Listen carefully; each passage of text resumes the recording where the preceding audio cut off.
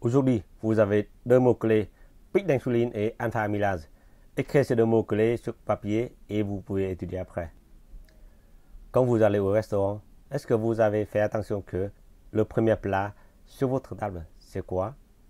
C'est un petit panier avec des pains, plusieurs goûts dedans. Très délicieux avec des sésames, avec des petits grains de tournesol et encore des petits morceaux de beurre. Très délicieux. Pourtant, c'est vraiment un piège. Et tous les restaurants le savaient. Lorsque vous avez faim et vous mangez de glucides, vous aurez le pic de glucose. Le pic de glucose, c'est une augmentation rapide de taux de glucose dans le sang. Les cellules bêta du pancréas va sécréter une hormone qui s'appelle insuline pour réguler le taux de glucose dans le sang. Et après, c'est le taux de glucose qui va baisser rapidement et en deçà du niveau normal, c'est fait un creux.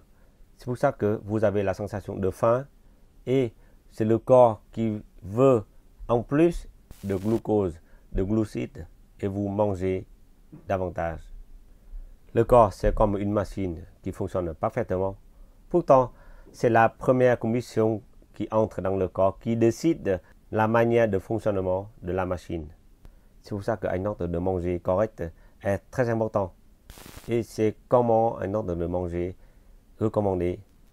Tout d'abord, ce sont les fibres, comme les légumes verts, les salades, les choux et concombres, par exemple. Et deuxième, ce sont des protéines, comme poisson, viande, des œufs.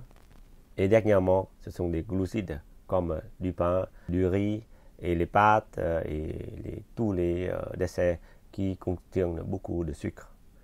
Une étude réalisée par l'Université de Cornell en 2015 a montré que un ordre de manger correct peut diminuer le taux de glucose dans le sang à 73% et le taux d'insuline diminuer à 48%. Donc on va aborder un peu de la science. Pourquoi l'ordre de manger est important? Tout d'abord, si on mange de glucides avant, et c'est le glucose, le taux de glucose qui va entrer dans le sang, qui va augmenter rapidement, et c'est l'insuline qui augmente aussi, et après, le corps qui va sentir la sensation de faim et qui est fatigué plus rapidement.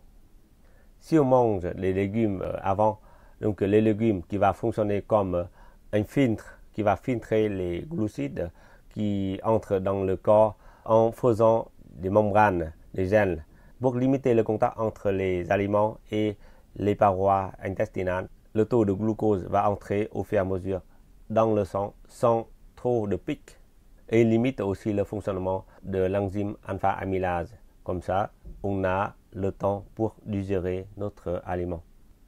Donc déjà, là c'est un peu de théorie. Maintenant, comment on peut pratiquer dans la vie quotidienne? Tout d'abord, quand on mange à la maison, on mange tout d'abord les légumes, après les viandes et poissons, jusqu'à la satiété. Et on laisse tous les pains, riz, gâteaux par exemple, vers la fin du repas. Et deuxièmement, quand on mange au restaurant, comme j'ai déjà parlé avant, il faut éviter le piège du panier de pain. Et après, vous commandez les légumes avant. Après, les plats, peut-être les plats, vous mangez comme d'habitude, c'est-à-dire les viandes, les poissons. Mais évitez trop de sauce. Et à la fin, vous pouvez manger tous les desserts. Et troisièmement, c'est quand vous mangez au buffet. Et là, avec l'habitude, dans le buffet, qu'il faut manger beaucoup. Voilà, c'est pour profiter le buffet, mais faites attention, il faut appliquer aussi la méthode. Et on peut faire comment? On peut commencer par les rayons de salade, des légumes. Et après, on passe au rayon des poissons, des viandes. Et on laisse tous les desserts vers la fin. Quand on mange ensemble, on discute. C'est pour ça qu'on mange beaucoup. Les desserts sont à la fin. Surtout les gâteaux sucrés et les fruits. Quelquefois, vous commandez des plats un peu mélangés comme les Pokéballs par exemple. Dans ce cas-là, comment on peut manger? On applique toujours le principe. On mange les légumes avant, les légumes dans le Pokéball par exemple. Après, vous attaquer les viandes, voilà, peut-être les morceaux de saumon aussi, et tous les petits pains, les petits grains qui contiennent beaucoup de glucides, vous laissez vers la fin. Donc là, même un bol mélangé, il n'y a pas de problème. Il faut faire une remarque, le principe, c'est pour nous aider, c'est pas pour vous forcer. C'est pour ça qu'on reste toujours flexible. Si vous n'avez pas beaucoup de temps pour choisir de manger, comment manger et choisir quoi, gardez toujours une phrase. Mangez les glucides vers la fin. Voilà. Mangez les glucides vers la fin. Pain, pâtes, riz, les grains qui contiennent beaucoup de glucides vers la fin. Voilà, juste une phrase comme ça et ça peut vous aider beaucoup. Et l'important c'est que vous entendez le corps. Si le corps réclame que vous voulez manger du sucre, peut-être quelquefois vous pouvez accepter, mais il faut comprendre exactement est-ce que ce sont des fausses fins ou ce sont des vraies demandes du corps pour les glucides.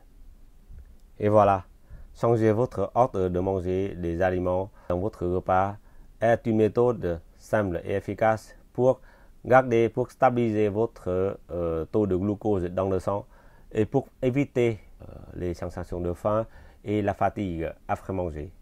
Et toujours gardez dans votre tête que ce qu'on fait, c'est pour améliorer votre santé, améliorer votre vie de façon durable. Et ce qu'on veut, c'est vers une vie plus saine et plus longtemps. Au revoir.